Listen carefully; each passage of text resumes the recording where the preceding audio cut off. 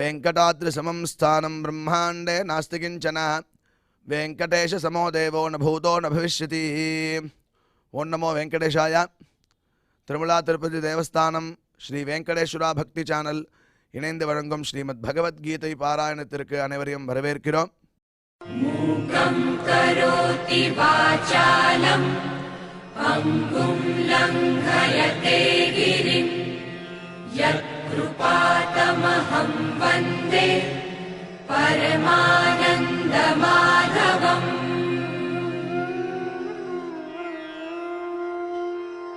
கராரவிந்தேன பதாரவிந்தம் முகாரவிந்தே விநிவேஷயந்தம் வடஸ்ய பத்ரஸ்ய புடே ஷயானம் பாலம் முகுந்தம் மனசா ஸ்மராமி.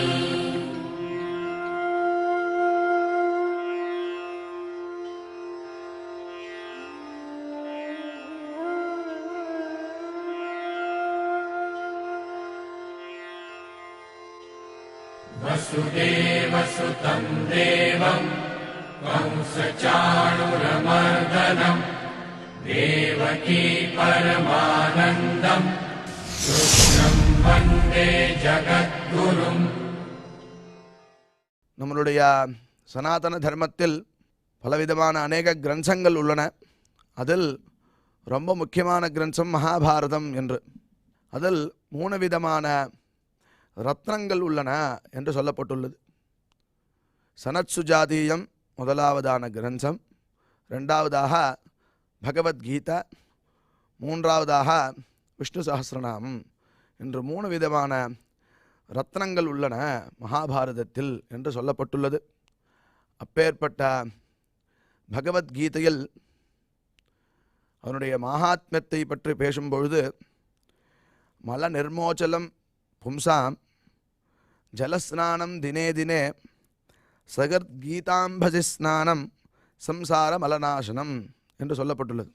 ஒவ்வொரு நாளும் நம்மளுடைய சரீரத்தை சுத்தம் செய்வதற்கு எவ்வாறு ஸ்நானம் செய்கிறோமோ அவ்வாறே அந்தராத்மாவாக உள்ள மனசை சுத்தம் செய்வதற்கு இங்கே கீதையை வச்சுட்டு ஸ்நானம் பண்ணணும் அப்படின்னு சாஸ்திரம் சொல்கிறது. அப்படி பண்ண முடியுமா அப்படின்னு கேட்கலாம். பொதுவாக அதுக்கு சாஸ்திரமே பதில் சொல்கிறது, மானசம் ஸ்நானம் விஷ்ணு சிந்தனம் அப்படின்னு சாஸ்திரம் அழகாக காட்டுறது. மனசுக்கு ஸ்நானம் என்னடா அப்படின்னா விஷ்ணு சிந்தனை, பகவானை பற்றி ஸ்மரித்தோன்னா மனசில் உள்ளதான அழுக்கெல்லாம் போயிடும் அப்படின்னு இங்கே அழகாக சொல்லப்பட்டுள்ளது. அதையே தொடர்ந்து பார்த்தோம்னா ஞான ஹிருதே தியான ஜலே ராகத்வேஷ மலாபஹே யஸ்நாதி மானசே தீர்ச்சே சயாதி பரமாம் கதிம் அப்படின்னு கிரந்தத்தில் கிடைக்கிறது. ஞான ஹிருதே, ஞானம்ங்கிற ஒரு பெரிய ஹிருதத்தில் தியான ஜலம். அதில் என்னடா ஜலம் அப்படின்னா தியானம்ங்கிறது தான் ஜலமா. பகவானை பற்றி தியானம், அது ஒரு அழுக்க எடுக்கணுமோனோ, அது என்ன அழுக்க எடுக்க போகிறதுன்னா ராகத்வேஷ. ராகம்னா வேண்டியது, விருப்பு, துவேஷம்னா வெறுப்பு. விருப்பு வெறுப்பு அப்படிங்கிற வேண்டியது வேண்டாதது ரெண்டுமே இல்லாத ஒரு நிலையில் வரக்கூடியதான ஒரு நிலையை கொடுக்கறது அப்படிங்கிற ஒரு அழுக்க எடுக்கக்கூடியது ராகத்வேஷ மலாபஹே யஹா ஸ்நாதி மானசே தீர்ச்சே. அப்படியாகப்பட்ட இந்த தீர்ச்சத்தில், மானசமான தீர்ச்சத்தில் யார் ஸ்நானம் பண்ணுறானோ சஹா யாதி பரமாம் கதிம், அந்த மோட்ச சாதனத்தை அவன் அடைய முடியும் அப்படின்னு சாஸ்திரம் சொல்கிறது. அந்த வழியில் மானசம் ஸ்நானம் விஷ்ணு சிந்தனம் அப்படின்னு சொல்லியிருக்கு. விஷ்ணு சிந்தனையை ரொம்ப முக்கியமாக மனசுக்குண்டான ஸ்நானமாக சொல்லப்பட்டதுனால பகவானுடைய உபதேசங்களை இந்த இடத்துல கேட்கறதே நம்மளுக்கு மானசமான ஸ்நானம். அப்பேற்பட்ட ஸ்நானம் பண்ணுறதுக்கு பகவத் சிந்தனைக்கு முன்னாடி நாம் அனைவரும் குரு பிரார்த்தனை மற்றும் சங்கல்பத்தோட இந்த காரியத்தை நாம் துவங்கலாம்.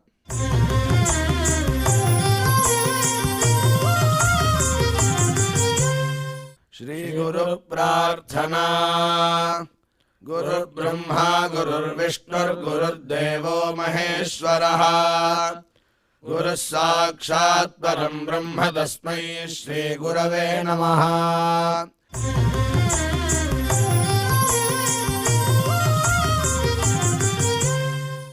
श्रीनिवासप्रार्थना नमः क्षीराब्धिनाथाय वैकुण्ठाचलवासिने मुकुन्दाय नमो नित्यम् आनन्दाय नमो नमः।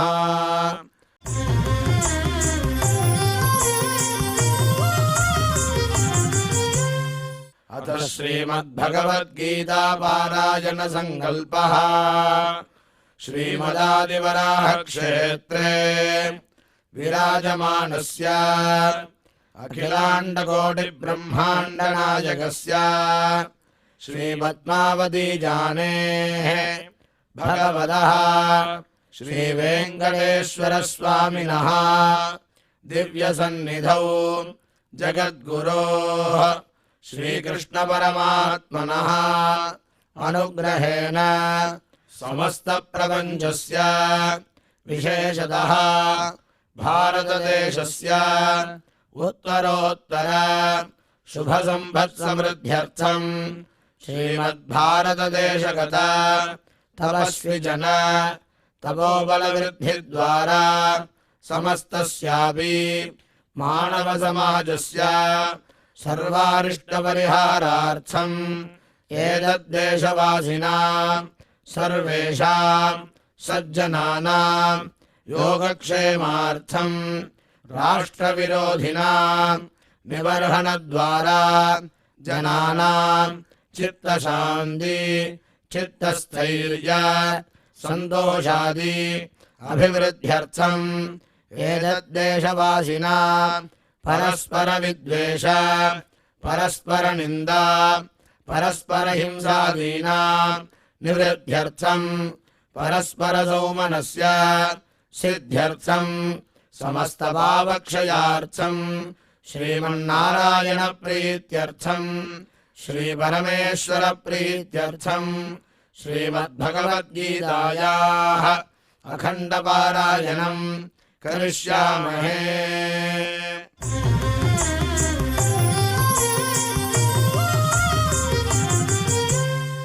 श्रीगीता प्रार्थना श्रीवत्साङ्गं महोरस्कं वनमाला विराजितं शङ्खचक्रधरं देवं कृष्णं वन्दे जगद्गुरुम्।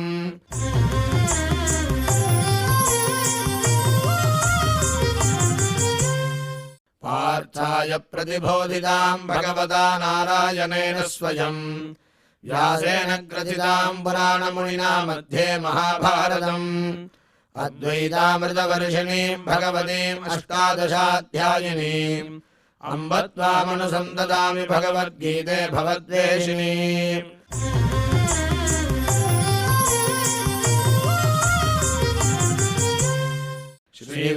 श्रीवेदव्यासप्रार्थना व्यासं वसिष्ठनप्तारं शक्तेः पौत्रमकल्मषम् पराशरात्मजं वन्दे सुखदातं तपोनिधिम्।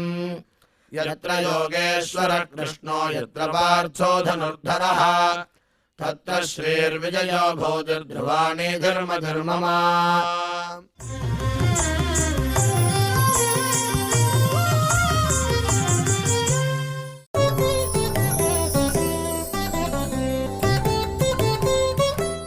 अर्जुन उवाच एवं सततयुक्ता ये भक्तास्त्वां पर्युपासते ये चाप्यक्षरमव्यक्तं तेषां के யோகவித்தமாः।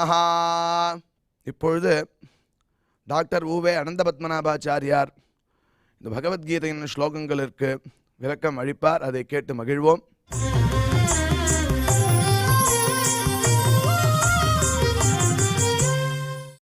अर्जुन उवाच एवं सततयुक्ता ये भक्तास्त्वां पर्युपासते ये चाप्यक्षरमव्यक्तं तेषां के योगवित्तमाः। ஓம் நமோ பகவதே வெங்கடேஷாய.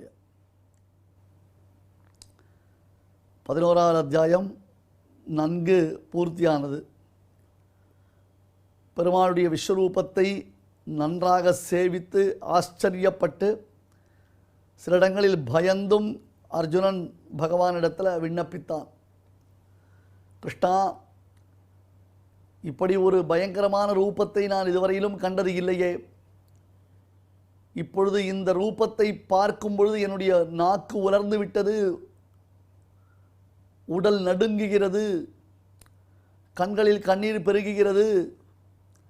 என்ன செய்வது என்று தெரியாமல் நான் தவித்துக் கொண்டிருக்கிறேன். ஆகையால் ஹே கிருஷ்ணா, மறுபடியும் நீ பழைய நிலைக்கு எழுந்தருளி என்னை அனுகிரகம் செய்ய வேண்டும் என்று பிரார்த்தித்து கொண்டான்.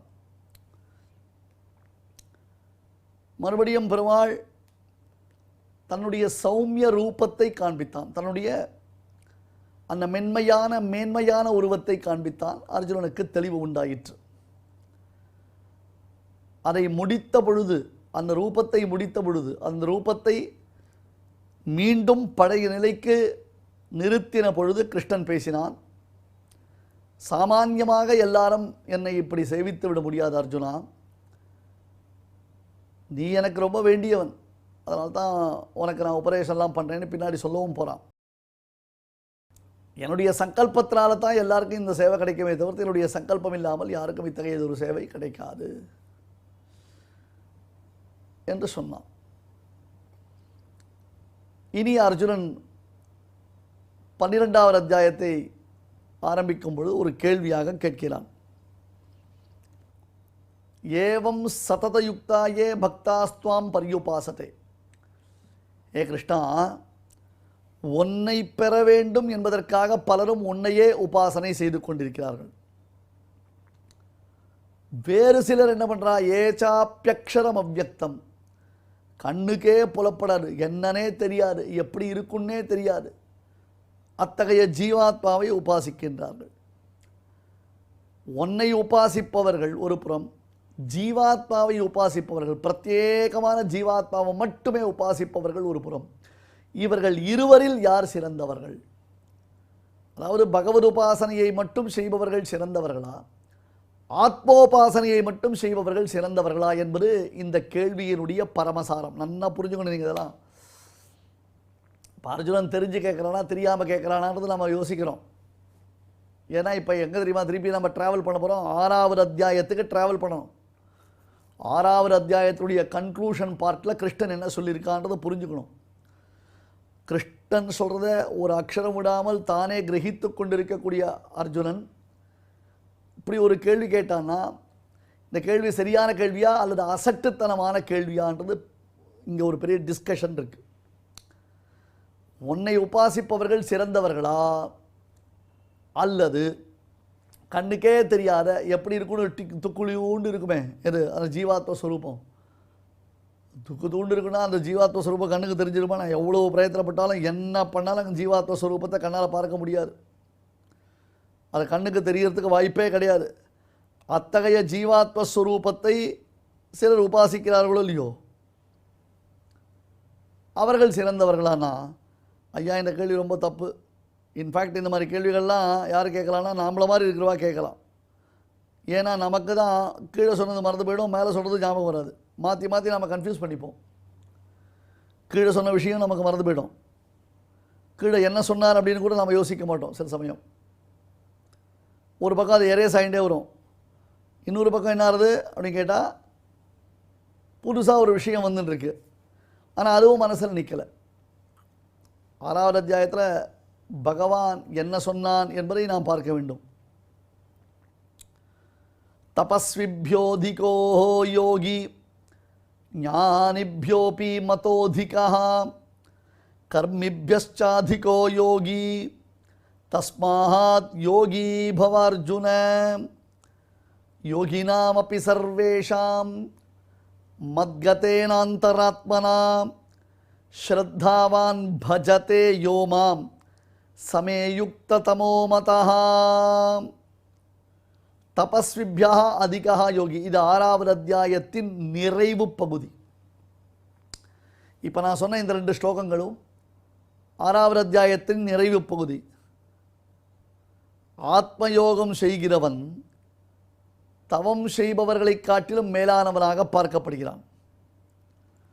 மற்ற ஞானிகளை காட்டிலும், அதாவது ஆத்மயோகம் செய்பவன் காமியகர்மாக்களை செய்பவர்களை காட்டிலும் தவம் புரிபவர்களை காட்டிலும் பார்க்கப்படுகிறான்.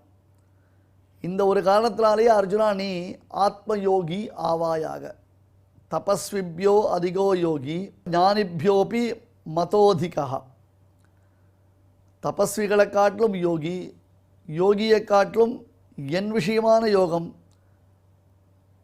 அப்போ கர்மயோகம், ஞான யோகம், இவை எல்லாவற்றை காட்டிலும் சிறந்தது என்னது அப்படின்னு கேட்டால், என் விஷயமான யோகத்தை செய்பவன் சிறந்தவன் என்று சொல்லப்படுகிறான். ஆகையால் ஆத்மயோகிகள் ஒரு பக்கம், சாதாரணமாக தபஸு, அப்புறம் காமியகர்மா, அப்புறம் காமியகர்மாவை விட்டவன், அப்புறம் ஆத்மாவை தியானிப்பவன்.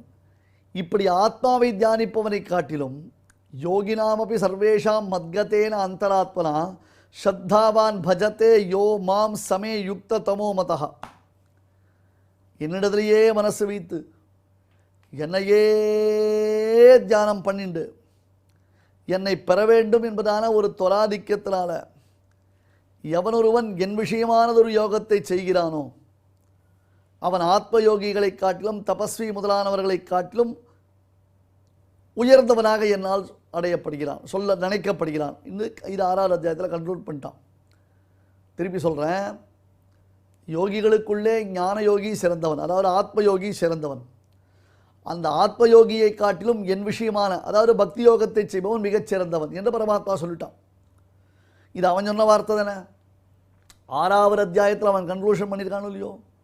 ஓகே, நீ சொல்கிறது எனக்கு புரிஞ்சுடுத்து தானே அர்ஜுன முடிச்சுட்டான். அப்புறம் 7வது அத்தியாயத்தில் பக்தி யோகத்தினுடைய பெருமையெல்லாம் சொல்லப்பட்டதோ இல்லையோ, அதெல்லாம் 7வது அத்தியாயத்தில் பார்க்கப்பட்டதோ இல்லையோ. இப்போ 7வது அத்தியாயத்துலேருந்து 12வது அத்தியாயம் மத்தியம ஷட்கம், இந்த 7லேருந்து 12, 1லேருந்து 6, 7லேருந்து 12, அப்புறம் 13லேருந்து 18 நாம் வச்சுருக்கோமோ இல்லையோ. இந்த மத்தியம ஷட்கத்தை முடிக்கக்கூடிய அத்தியாயம் இது 12வது அத்தியாயம். அத்தகைய 12வது அத்தியாயத்தில் மறுபடியும் அர்ஜுனன் இந்த கேள்வியை கேட்டால் முட்டாள்தனமாக இல்லையா? ஞாபகம் வச்சுட்டு இருக்கானா இல்லையா? பெருமாளுடைய உபதேசத்தை தன்னுடைய மனசில் வச்சுட்டு கேட்குறானா, இல்லை உபதேசத்தை காத்தோடு விட்டுடுறானா? அவர் பாட்டுக்கு ஏதோ சொல்லிகிட்டே இருக்காரு, நாம் பாட்டுக்கு ஏதோ கேட்டுகிட்டே இருக்கோம், நமக்கு அதுக்கு நான் சம்பந்தன்ற மாதிரி விட்டுட்டானா?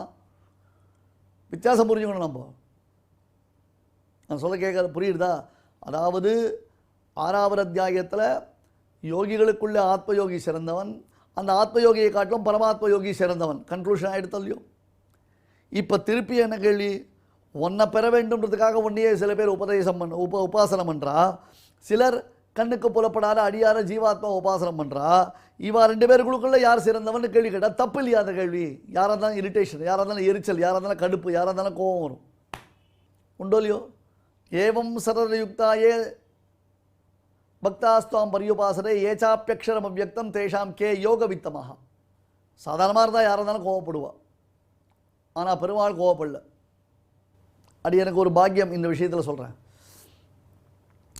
அடியன் பல பெரியோர்களிடத்தில் பழகி இருக்கிறேன் என்று உங்களிடத்தில் சொல்லியிருக்கேன். பல பெரியோர்களுடைய பழக்கம், அந்த மகான்களுடைய சன்னிதானத்திலேயே பல காலங்கள் அந்தேவாசியாக அடியன் இருந்ததினாலே இன்று இப்படி ஒரு சபையில் பேசக்கூடிய பாக்கியம் கிடைத்திருக்கிறது.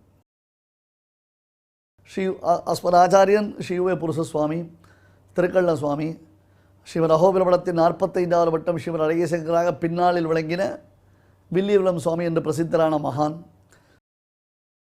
அதே போன்று முக்கூர் லட்சுமி சுமாச்சாரியார் சுவாமி, ஸ்ரீவத் சாங்காச்சார சுவாமி, உழப்பாக்கம் சுவாமி, இதுபோல் பல பெரியோர்கள், பெருக்கரண சுவாமி, இந்த மாதிரி மகான்கள் எல்லாருக்கூடையும் பழகியிருக்கும். அதுக்கப்புறம் லேட்டரான் பின்னாடி புலிக்குளம் சரசேனாச்சார சுவாமி, மன்னார்குடி சுவாமி, இந்த மாதிரி பெரியோர்கள், இப்போ கருணாகராச்சார சுவாமி, அந்த மாதிரி பெரியவாள்கிட்ட பழகிறதுக்கு வாய்ப்பு கிடச்சிருக்கு. ஸ்கூல் படிக்கிற சமயம் சின்ன பையன், அப்போ சின்ன பையனாக இருக்கச்சே ஸ்கூலில் பகவத்கீதை காம்படிஷன். முதல்ல காம்படிஷன் அப்படின்னா என்னன்னே குறி தெரியாது, அது ரெசிட்டேஷன் தெரியாது, ஆரட்டாரிக்கல் தெரியாது, ஒன்றும் தெரியாது. சரி, காம்படிஷன் ஒன்றே பேரை கொடுத்துட்டா. இது மாதிரி நெத்திக்கெல்லாம் எடுத்துகிட்டு போகிறத பார்த்து சரி இந்த பையன் பகவத்கீதை நிறைய சொல்லுவான் போல் இருக்குன்னு என் பேரை சேர்த்துட்டான். எனக்கு கேட்காமலே இன்க்ளூட் பண்ணிட்டான். இன்க்ளூட் பண்ணால் சரி நடந்துட்டு இருக்காது. என்னது பகவத்கீதை? பகவத்கீதை புஸ்தகம் யார்கிட்ட இருக்குது?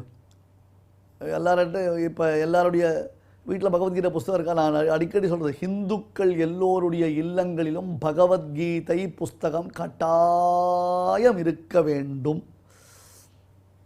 சந்தேகமே வேண்டாம். அடியனுடைய தகப்பனார் இடத்துல கேட்டால் அவர் ஒரு புஸ்தகம் எடுத்து கொடுத்தார். எனக்கு இந்த புஸ்தகம் வச்சுக்கோங்க.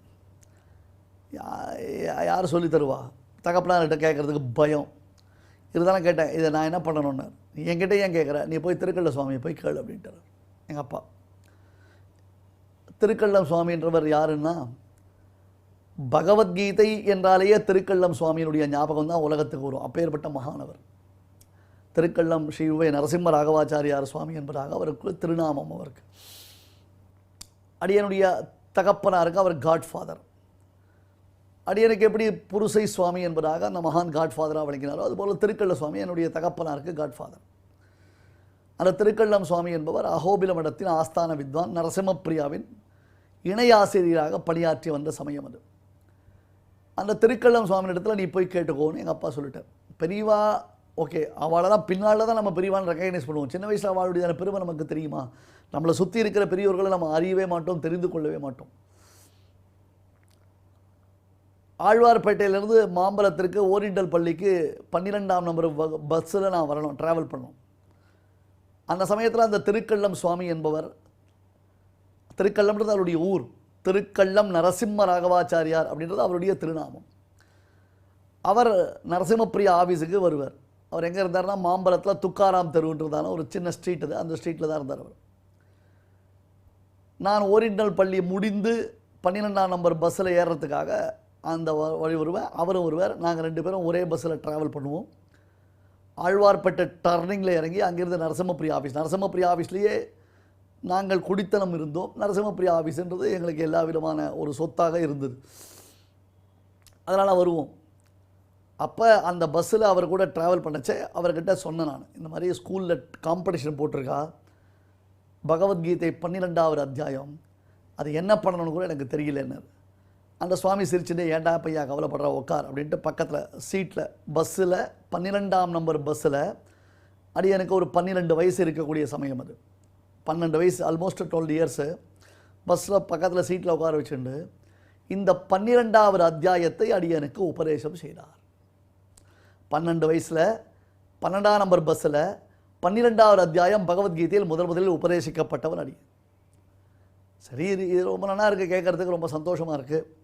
இப்போ அதை குறித்ததான பெரிய விசேஷம் என்ன அப்படின்னு கேட்டால், இப்போ நான் பகவத்கீதையின் 18 அத்தியாயங்களை ஒவ்வொரு ஸ்லோகமாக உங்களுக்கு சொல்லி கொண்டு வருகிறேன். நீங்கள் எல்லோரும் அதை என்ஜாய் பண்ணி ரசிச்சுட்டு ரொம்ப சந்தோஷப்பட்டுருக்கீங்க. இந்த பகவத்கீதை இப்போ 12ஆவது அத்தியாயம் ஆரம்பமாகிறது.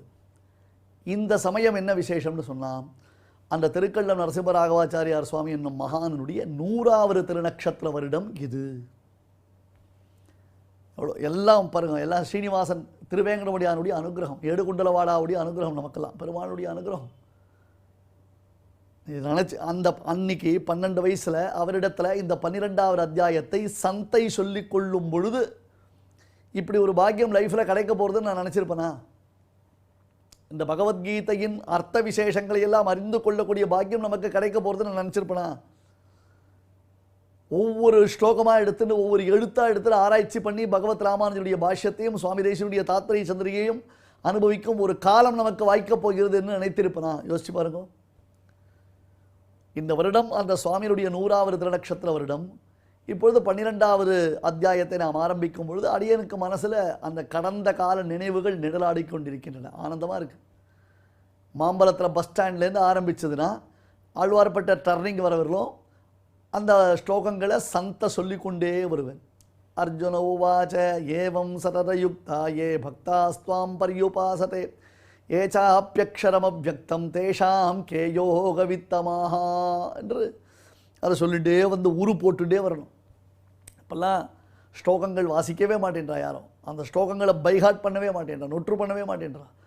எல்லாத்தையும் சும்மா அப்படி மேம்போக்காக பார்த்துட்டு போய்ட்டான், நுனிப்புள் மேய்ஞ்சிட்டு போய்ட்டான். சரி, உனக்கு பரிசு வந்துதா இல்லையா நீங்கள் கேட்பீங்கல்ல. அந்த காம்படிஷனில் அடியனுக்கு பரிசு ஆறுதல் பரிசு தான் வந்தது. அந்த காம்படிஷனில் அடியன் பெற்றது ஆறுதல் பரிசு தான், கான்சலேஷன் ப்ரைஸ் தான். ஆனால் பரிசு என்பது பார்த்தோம்னா இப்பொழுது நமக்கு கிடைத்திருக்கக்கூடிய பாக்கியம் இருக்கை தான் உண்மையான பரிசு. இதை திருப்பி திருப்பி ஒவ்வொரு ஸ்லோகமாக சொல்லக்கூடிய பாக்கியம் கிடைச்சிருக்கு பாருங்க, இதான் ஒரிஜினல் பரிசு. அதனால் எதுவுமே வேஸ்ட்டு போகல, பெரியோர்களுடைய சம்பந்தம் நமக்கு வேஸ்ட்டாக போகலை. எதற்காக இதை சொல்ல வரேன்னா, இந்த இன்சிடெண்ட்டு இவ்வளவு கீழே நடந்த விஷயங்கள்லாம் அடியனை போன்ற சாமானியனுக்கே ஞாபகம் இருக்குது.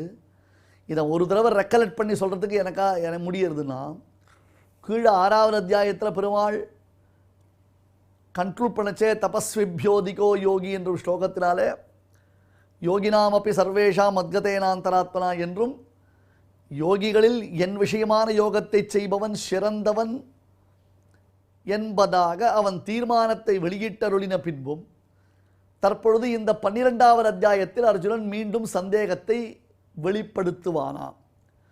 அர்ஜுனன் அவ்வளோ முட்டாளா? அர்ஜுனன் அவ்வளோ யோசிக்காதவனா? அந்த அளவுக்கு கிராஸ்பிங் பவர் இல்லாதவனா? அந்த அளவுக்கு ரெக்கலெக்ஷன் ஆஃப் நாலெட்ஜ் இல்லாதவனா என்று ஒரு சந்தேகம் வரும். அந்த சந்தேகத்திற்கு ரொம்ப அழகான தீர்மானத்தை ஸ்ரீபாஷ்யக்காரர் காண்பிக்கிறது.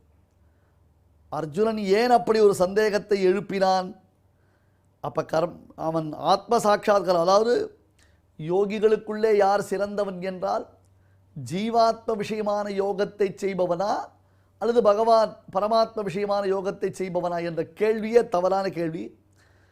தெளிவாக சொல்லப்பட்டு விட்டது, பரமாத்ம விஷயமான யோகத்தை செய்பவன் தான் சிறப்பானவன் என்று. ஆனால் அர்ஜுனன் கேட்டதனுடைய தாத்பரியம் என்ன என்றால், அதை சுவாமி ராமானுஜர் நிரூபணம் பண்ணி காண்பிக்கிறார். யாருக்கு சீக்கிரமாக பலன் கிடைக்கும் என்பது அதான் விசேஷம். இதை ஒரு எக்ஸாம்பிள் சொல்லி ட்ரை பண்ணுறேன், அந்த எக்ஸாம்பிள் கரெக்டாக பொருத்த முடியதாக இருக்கா பாருங்க. இப்போ டிஃப்ரெண்ட் டைப்ஸ் ஆஃப் எஜுகேஷனல் கோர்ஸ்லாம் இருக்குது, டிஃப்ரெண்ட் டைப்ஸ் ஆஃப் கோர்ஸ் இருக்குது. ஒருத்தர் 5 வருஷம் கஷ்டப்பட்டு ஒரு படிப்பை படிக்கணும், இன்னொருத்தர் ஒரு படிப்பை 3 வருஷம் கஷ்டப்பட்டு படிக்கணும். இந்த 3 வருஷம் கஷ்டப்பட்டு படித்தவொடனே அவனுக்கு டிகிரி கிடைக்க போகிறது, 5 வருஷம் படிக்கிறவனுக்கு டிகிரி கிடைக்க போகிறது. இதில் 3 வருஷம் படித்தவன் மேன்மையானவனா 5 வருஷம் படித்தவன் மேன்மையானவனா அப்படின்னு ஒரு கேள்வி வந்ததுன்னா, எல்லாருக்குமே தெரியும் 5 வருஷம் படிக்கிறவன் தான் மேன்மையானவன்னு தெரியும். ஆனால் 3 வருஷம் படிக்கிறவன் உடனே படிப்பை முடிச்சுட்டு உத்தியோகத்துக்கு வந்துட போகிறான். 3 வருஷம் கோர்ஸை முடித்தான்னா அவனுக்கு என்ன பலன் கிடைக்கிறது? கேம்பஸ் இன்டர்வியூவில் அவன் செலக்ட் ஆகிட்டானா டக்குன்னு அவனுக்கு உடனே உத்தியோகம் கிடச்சிரும். இப்போ பாரு, 5 வருஷம் படிப்பவனுக்கு 24 மாதங்கள் அவன் படிப்பில் செலவழித்து கொண்டு இருக்கும் பொழுது 3 வருடங்கள் படித்து முடித்தவனுக்கு அந்த சமயத்தில் கையில் சேலரியே வந்துடுறதுன்னு. அப்போ 3 வருடத்தில் படிப்பு முடிப்பவன் சிறந்தவனா 5 வருடத்தில் முடிப்பவன் சிறந்தவனான்னு கேள்வி கேட்டா அதுக்கு பதில் எப்படி சொல்லணும்? கண்ணா, 3 வருடங்களில் படித்தவனுக்கு சேலரி வருது, கரெக்டு. அவன் எவ்வளோ சேலரி வாங்குறான்? 50,000 ரூபாய் சேலரி வாங்குறான், கரெக்ட். 5 வருஷம் படித்தவன் இருக்கானே, அவனுக்கு 2 வருஷம் கழிச்சு தான் படிப்புக்கு ஏற்ற உத்தியோகம் கிடைக்க போகிறது. ஆனால் அவன் சேலரி அவனுக்கு எவ்வளோ தெரியுமா? 2 லட்சம் ரூபா அவனுக்கு சேலரி வரப்போகிறது. இவன் 50,000 ரூபா சேலரி, அவன் 2 லட்ச ரூபா சேலரி. நீ என்ன சொன்ன? அந்த 24 மாதம் இவன் 50,000 ரூபா மாதம் சேலரி வாங்குறான். அவனுடைய 2 லட்சத்தை கால்குலேட் பண்ணிப்பார், இந்த 50,000 ஒன்றுமே இல்லைன்னு ஆகிடும். இப்போ சீக்கிரமாக சில பேருக்கு பலன் கிடைக்கிறது என்பதினாலே அந்த பலன் செறிந்த பலன் ஆகிவிடாது. சில பேருக்கு விளம்பித்து தாமதித்து தான் பலன் கிடைக்கிறது என்னும் காரணத்தினால அந்த பலன் பிரயோஜனமற்றது என்பதும் ஆகிவிடாது. கொஞ்சம் கவனிக்கணும். இப்போ 2 பேருமே 5 வருஷம் ஒரு கோர்ஸ் படிக்கலாம். ஒருத்தன் +2 படிக்காமல் 10th முடிச்சுட்டு 5 வருஷம் கோர்ஸ் படிக்கலாம். ஒருத்தன் ஒரு டிகிரி முடிச்சுட்டு அதுக்கப்புறம் 5 வருஷம் PhD படிக்கலாம். இப்போ 10th முடிச்சுட்டு 5 வருஷம் கோர்ஸ் படிக்கிறவன் என்ன பண்ணுவான்? ஒரு கிராஜுவேட் சர்டிஃபிகேட் வாங்குவான். வேறாஸ் கிராஜுவேட் ஆகி 5 வருஷம் PhD பண்ணுறவன் என்ன பண்ணுவான்? டாக்டரேட் சர்டிஃபிகேட் வாங்குவான். அது வித்தியாசம் இருக்கா இல்லையா? ஸோ 5 வருஷம் 2 பேரும் ஒரே கோர்ஸ் படிக்கிறதுனால அதனுடைய தானே அவுட்கம் அப்படின்றது ஒரே மாதிரி இருக்க முடியாது. இதுக்கும் ஒரே பலன் அதுக்கும் ஒரே பலன் சொல்ல முடியாது. கிருஷ்ணா, உன் விஷயமான உபாசனை செய்பவனாக இருக்கட்டும் அல்லது ஆத்ம விஷயமான உபாசனை செய்பவராக இருக்கட்டும், இவர்கள் இருவருக்குள்ளே யாருக்கு சீக்கிரமாக பலன் கிடைக்கிறது என்பது அர்ஜுனனுடைய கேள்வியின் தாற்பயம். இது எங்க தெரிகிறது என்று கேட்டோம்னா, இதற்கு கிருஷ்ணன் சொல்லக்கூடிய பதில் கொண்டு நாம் இதையெல்லாம் நன்கு தெரிந்து கொள்ளலாம். அந்த டெக்னிக்கை நமக்கு அழகாக உபதேசம் பண்ணுறவர் சுவாமி ராமானுஜர் தான். 4வது அத்தியாயத்தில் அவதார ரகசியம் என்று அர்ஜுனன் சில கேள்விகள் கேட்ட உடனே அவரம் பவதோ ஜென்ம பரம் ஜென்ம விவஸ்வதா கதமேதத் விஜானியாம் தொமாதோ புரோக்தவானித்தின்னு அர்ஜுனன் ஒரு கேள்வி கேட்ட உடனே அதுக்கு கிருஷ்ணன் தன் அவதாரத்தின் பெருமையை அருளி செய்கிறான் என்றால் அர்ஜுனன் கேட்ட கேள்வி என்னவாக இருக்கும் என்பதை சுவாமி ராமானுஜர் காட்டிய வழியில் வேதாந்த தேசிகன் 12 கேள்விகளை அங்கே அடுக்குகிறார். அந்த 12 கேள்விக்கு ஆன்சர் கொடுக்குறது தான் ரொம்ப இம்பார்ட்டண்ட். அது ரொம்ப டெக்னிக்கலான ஒரு ஆஸ்பெக்ட். அது அப்பொழுது எந்த பக்தர்கள் எப்பொழுதும் உன்னுடனே சேர்ந்திருக்க விரும்பி உன்னை உபாசிக்கிறார்களோ அல்லது எவர்கள்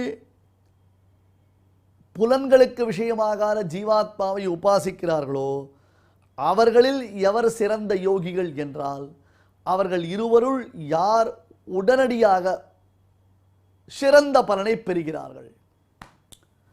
ஸோ என்ன பண்ணணும், 5 வருஷம் அவன் ஸ்டடி படிச்சிருந்தாலும் 3வது வருஷத்துலேயே அவனுக்கு கேம்பஸ் இன்டர்வியூ கொடுத்து அந்த மீதி 2 வருஷம் அவன் படிக்கிறதுக்கு ஸ்டைஃபண்டையும் கொடுத்து,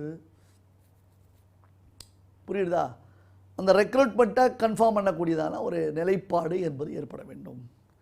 ஏவம் சததயுக்தா ஏ பக்தாஸ்துவாம் பர்யுபாசதே ஏ சாப்யக்ஷரமவ்யக்தம் தேஷாம் கே யோகவித்தமாக ஏவம் மத்கர்ம கிருத்து மத்பரமஹா என்று முன்னாடி சொன்னான். 11வது அத்தியாயத்தினுடைய பூர்த்தி. மத்கர்ம கிருத்து மத்பரமஹா என்று 11வது அத்தியாயத்தின் பூர்த்தி.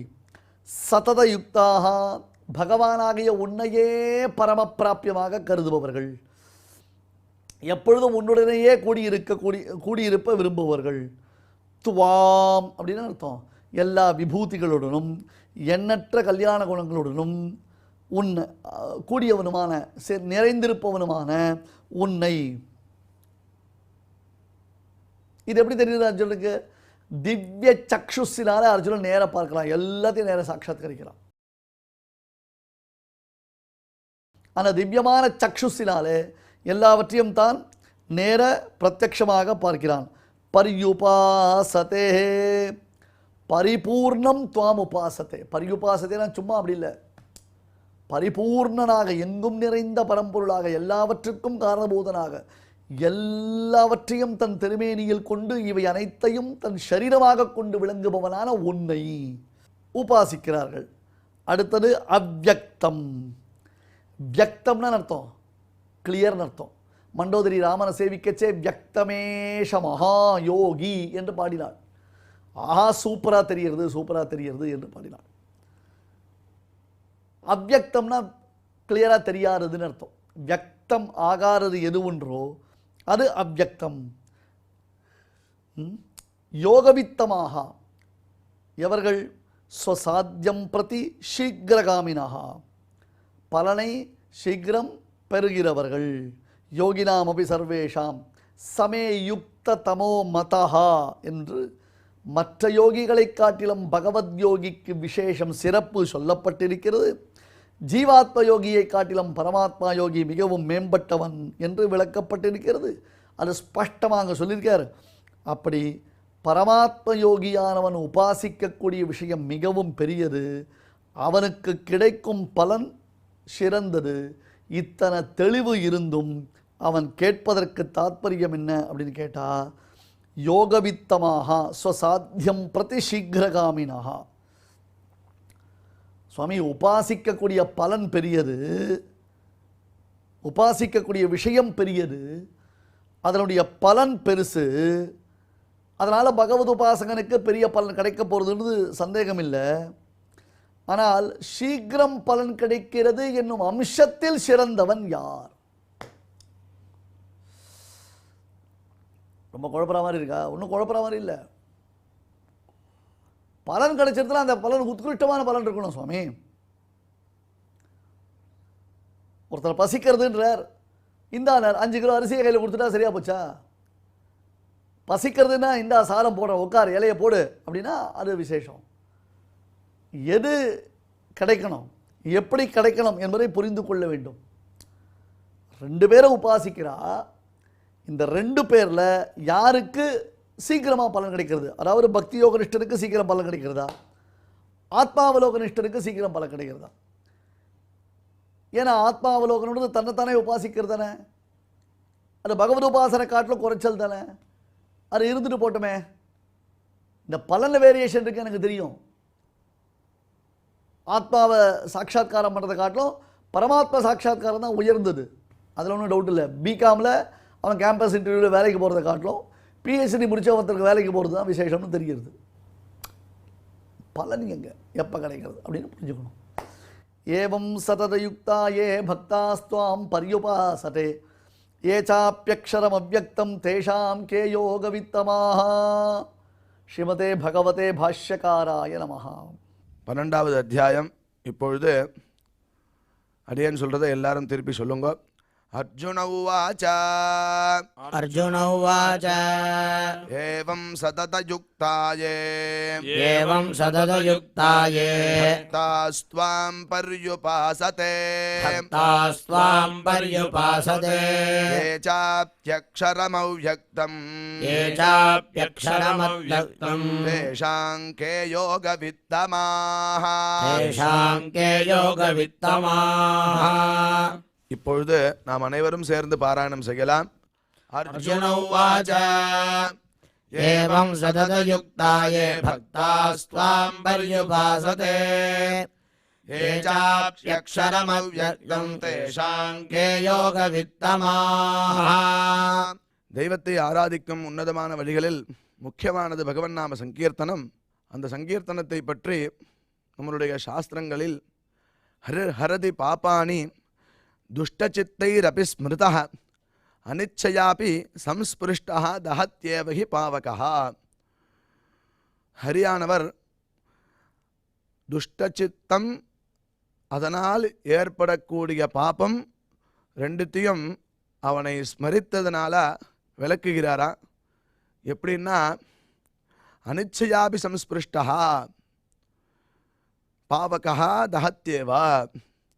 அக்னி பகவானானவர் எப்படி நீ விரும்பி தொடரணும்னு அவசியம் இல்லை, தெரியாமல் பட்டுட்டாலே சுட்டுடும். அதுபோல் பகவானை ஸ்மரித்த மாத்திரத்திலேயே அனைத்து விதமான பாபங்களும் போகிறதான். அதுக்கு மூல காரணமாக இருக்கக்கூடிய துஷ்ட சித்தமும் போகிறது அப்படின்னு சொல்லப்பட்டிருக்கு.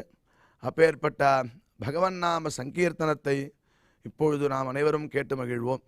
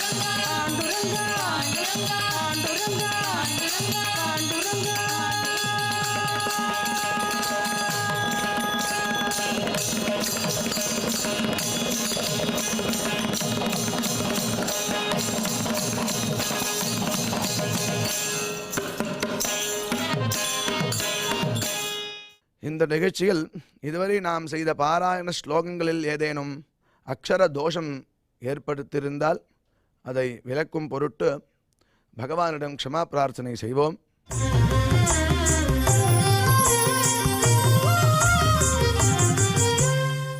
अथ क्षमा प्रार्थना यदक्षरपदभ्रष्टं मात्राहीनं च यद्भवेत् तत्सर्वं क्षम्यतां देवनारायण नमोऽस्तु ते।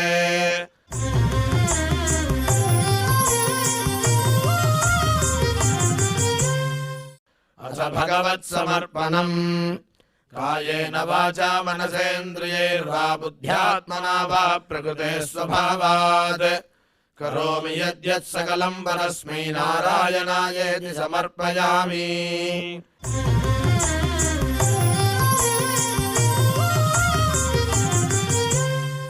अथ लोकक्षेम प्रार्थना सर्वे भवन्तु सुखिनः सर्वे सन्तु निरामयाः सर्वे भद्राणि पश्यन्तु मा कश्चित् दुःखभाग् भवेत्. சுவாமியினுடைய அருள் நாம் அனைவருக்கும் கிடைக்க வேண்டி மங்களாசாசனத்துடன் இன்றைய நிகழ்ச்சி நிறைவு பெறுகிறது.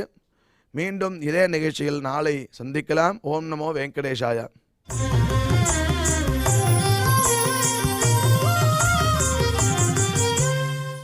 अथ मङ्गलम् श्रियः कान्ताय कल्याणनिधये निधयेऽर्थिनाम् श्रीवेङ्कटनिवासाय श्रीनिवासाय मङ्गलम्.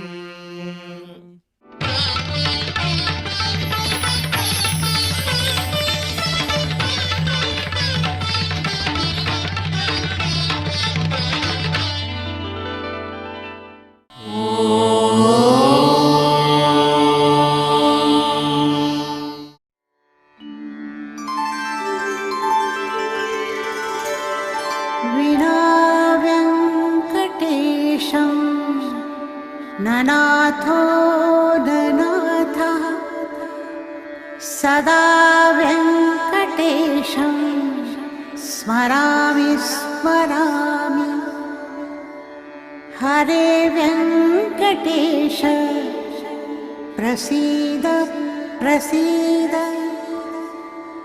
प्रियं वेङ्कटेश प्रयच्छ प्रयच्छ।